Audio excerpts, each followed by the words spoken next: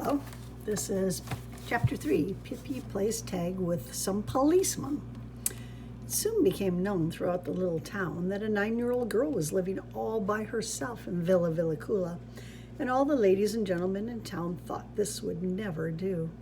All the children must have someone to advise them, and all children must go to school to learn the multiplication tables. So the ladies and gentlemen decided that the little girl in Villa Villacula must immediately be placed in a children's home. One lovely afternoon, Pippi had invited Tommy and Annika over for afternoon coffee and peppercorn. She had spread the party out on the front steps. It was so sunny and beautiful there, and the air, was filled with the fragrance of the flowers in Pippi's garden. Mr. Nielsen climbed out around the porch railing, and every now and then the horse stuck out his head, so he'd be invited to have a cookie. "Oh, isn't it glorious to be alive?" said Pippi, stretching out her legs as far as she could reach. Just at that moment, 2 police officers in full uniform came through the gate. "Hooray!" said Pippi. "This must be my lucky day, too. Policemen are the very best things I know, next to rhubarb pudding." With her face beaming, she went to meet them.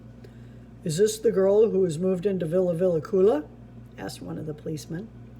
"Quite the contrary," said Pippi. "This is a tiny little auntie who lives on the 3rd floor at the other end of the town."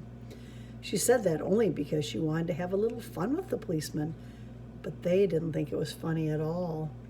They said she shouldn't be such a smarty, and then they went on to tell her that some nice people in the town were arranging for her to get into a children's home. "I already have a place in a children's home," said Pippi. "What?" asked one of the policemen. "Has it been arranged already then? What children's home?" "This one," said Pippi haughtily. "I am a child and this is my home. Therefore, it is a children's home, and I have room enough here, plenty of room." "Dear child," said the policeman, smiling, "you don't understand. You must get into a real children's home and have someone look after you." "Is one allowed to bring horses to your children's home?" asked Pippi. "Oh, no, of course not," said the policeman. "That's what I thought," said Pippi sadly. "Well, what about monkeys?" No, of course not. You ought to realize that." "Well then," said Pippi, "you'll have to get kids for your children's home somewhere else. I certainly don't intend to move there." "But don't you understand you must go to school?" "Why?" "To learn things, of course." "What sort of things?" asked Pippi. "All sorts," said the policeman. "Lots of useful things.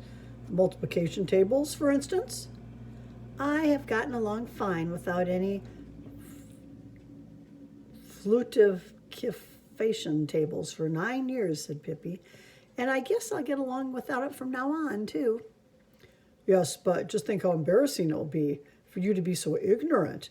Imagine when you grow up and nobody asked you what the capital of Portugal is, and somebody asked you what the capital of Portugal is, and you can't answer."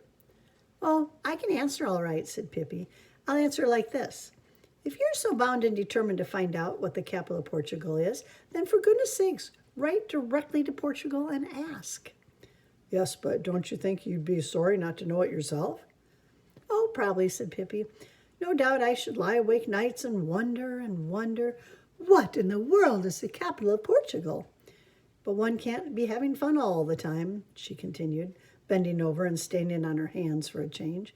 "For that matter, I've been to Lisbon with my papa," she added, still standing upside down, for she could talk that way too. But then one of the policemen said that Pippi certainly didn't need to think she could do just as she pleased. She must come to the children's home immediately. He went up to her and took hold of her arm, but Pippi freed herself quickly and touched him lightly and said, "Tag!" Before he could wink an eye, she climbed up on the porch railing, and from there onto the balcony above the porch. The policemen couldn't quite see themselves getting up the same way, so they rushed into the house and up the stairs. But by the time they'd reached the balcony, Pippi was halfway up to the roof. She climbed up the shingles almost as if she were a little monkey herself. In a moment, she was up on the ridgepole, and from there jumped easily to the chimney. Down on the balcony stood the 2 policemen scratching their heads, and on the lawn stood Tommy and Annika, staring at Pippi. "Isn't it fun to play tag?" cried Pippi. And weren't you nice to come over? It certainly is my lucky day, too. After the policeman had stood there for a while, wondering what to do, they went and got a ladder, leaned it against one of the gables of the house, and then climbed up. First one policeman, and then the other, to get Pippi down. They looked a little scared when they climbed out on the ridgepole and, carefully balancing themselves, went step by step toward Pippi.